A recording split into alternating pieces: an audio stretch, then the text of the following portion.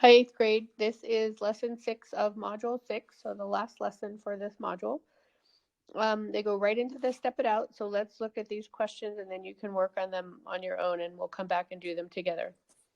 Emmanuel walks the north trail of his local park. The graph shows his distance from the fountain at the center of the park as he walks along the trail. Use the graph to answer the questions. So they'll tell you as you go along which graph that you need to use. So this first one is about the graph of width of the north trail here. Each section of the graph is linear or nonlinear, so you have to circle the correct choice. And that's the same for B, C, all of them. The slope for the first part of his walk is positive, negative, which means the distance from the fountain is increasing, decreasing at a constant rate. C, the slope for the second part of his walk is what? And what does this mean about his distance from the fountain? D, the slope for the third part of his walk is either positive or negative, which means his distance from the fountain is either increasing or decreasing at a constant rate. And then E, Emmanuel returns to the park the next day and walks the south trail. So E and F are about this graph here. Early on, or the south trail graph is linear or nonlinear. Early on, does his distance from the fountain decrease at a constant rate? Near the end, does his distance from the fountain increase at a constant rate? And then how do you know? And then you can also look at the turn and talk, but go ahead and do these questions and then we'll come back and work on them together. All right, let's come back and look at these together. And I realized also that I forgot to talk about the I can statement. This is describe and sketch nonlinear functions, and I can convert between a verbal description of a function and its graph, and between a graph and a verbal description of the function. So in these questions A through F, we're looking at some verbal descriptions of the function, and then you can look at the graph and see what's happening there. So A, each section of the graph is linear or nonlinear.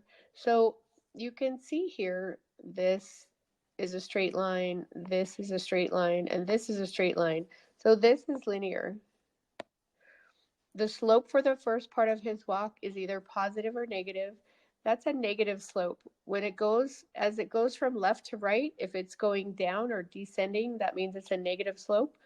And that means his distance from the fountain is decreasing. And I wrote these numbers in here, half. These aren't real. And that it's miles. I don't know what the measurement is, and they don't include a scale on the graph, but for me it made it easier to look at the graph and see what was happening with that negative slope. So you can see on the trail as he's walking and his distance is increasing, his distance from the fountain is decreasing. So that negative slope means that his distance from the fountain is decreasing at a constant rate. Sorry. So the slope for this second part, this part here, is 0. When you have a horizontal line, the slope is 0. And what does that mean about his distance from the fountain? He's not getting any closer or farther away, so he's staying at the same distance.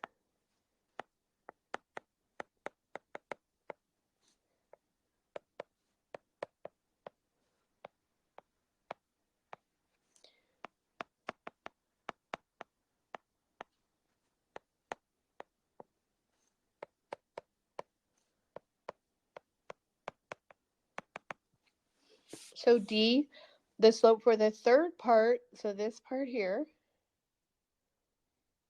is positive. Going from left to right, the line is going upward, which means his distance from the fountain is increasing at a constant rate. And now E, Emmanuel returns to the park the next day and walks the south trail. So now we're at this graph here. Early on, does his distance from the fountain decrease at a constant rate? So they're talking here. It is decreasing, but it's not a constant rate. So the answer there is no. And then near the end, they're talking about this part here. Does his distance from the fountain increase at a constant rate? And again, it is increasing, but it's not at a constant rate. And how do you know what you've learned before about the fact that the linear functions are the ones that tell you that something is either increasing or decreasing at a constant rate, that's how you know that this is not doing that, because this graph is not linear. Um, so we could write it that way. The graph is not linear. It's a curve. Okay, so let's pause just for a second and we'll go to the next section. So let's look at number 2. When a state fair opened, the number of people attending the fair gradually increased at a constant rate in the morning. Then the number of people remained constant through the afternoon. In the evening, the attendance gradually decreased at a constant rate until near the end of the night, when the number of people decreased swiftly at a constant rate as they all left. So just for the sake of brevity and time, because already the first part was a little bit long, I'm going to have you read through, pause the video, read through, and then try these on your own, and we'll come back and work on them together. All right, so let's look at these together. Where should the graph of the situation begin and why? It starts at the origin, or 0, I guess you could say 0, 0, because there aren't any people. There were no people there until the fair opened. Describe what happens to the graph as the number of people gradually increased at a constant rate in the morning. Will the slope of this part of the graph be positive or negative? Well, like you saw before, when it's going from left to right and the line is ascending or going up, that's a positive slope. And that makes sense since people are coming in. And they tell you the number of people gradually increased, so that's a gradual slope. Describe what the graph looks like as the number of people remained constant through the afternoon. So again, this is similar to the one before. This part of the graph will be horizontal.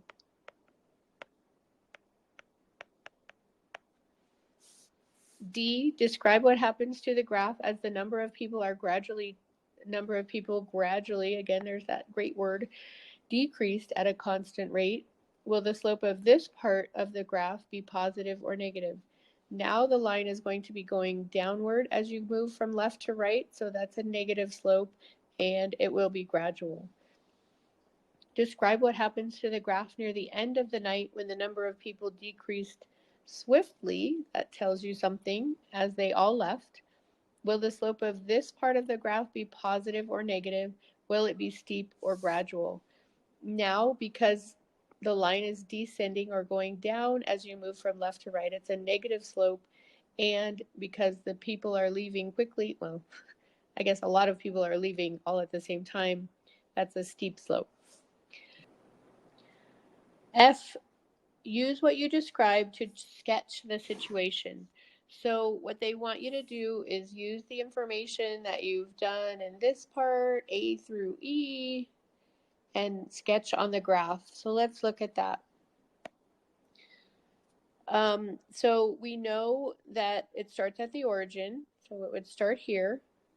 And then there's a gradual increase as time goes on. So this would be time, and this would be the number of people. So it's going to kind of gradually increase in the morning as people come in. And then this first part, after the increase, there's a time when the number of people doesn't change. It's just a horizontal line.